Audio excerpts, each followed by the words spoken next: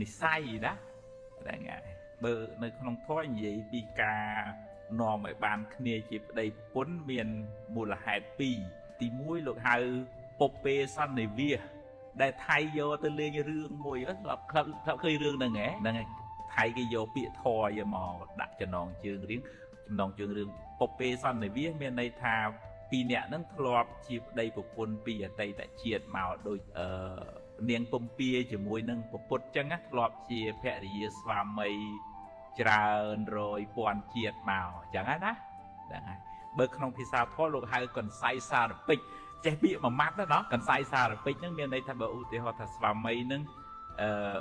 យកភរិយាហ្នឹងតាំងចិត្តថាឲ្យបានគ្នាជាគូគ្រប់ជាតិទៅហ្នឹងគេហៅកន្សៃសារពេចហើយដូចជានាងពំពាតាំងចិត្តប្រាថ្នាសូមឲ្យបានជាភរិយារបស់ប្រពុតយើងហ្នឹងគ្រប់ជាតិទៅអញ្ចឹងណាយល់ទេទាំងអស់គ្នាហ្នឹងហើយលើថាពាក្យហ្នឹងមួយម៉ាត់ទៅត្រូវបានចាំកន្សៃសារពេចណាចាំអត្តន័យណាទាំងអស់គ្នាហ្នឹង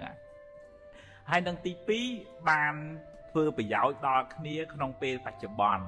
ជួបគ្នា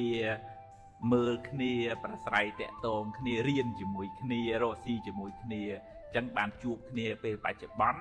ក៏បានគ្នាជាប្តីប្រពន្ធបើធ្លាប់ជាប្តីប្រពន្ធពីអតីតជាតិប៉ុន្តែមួយកើតស្រុកខ្មែរពីរកើតនៅអាហ្វ្រិកនោះអត់ដែរជួបគ្នាសោះក៏អត់បានគ្នាជាប្តីប្រពន្ធដែរវាជៀសវាងអនឡាញ Facebook ចៃដន្យជួបគ្នាហ្នឹងថា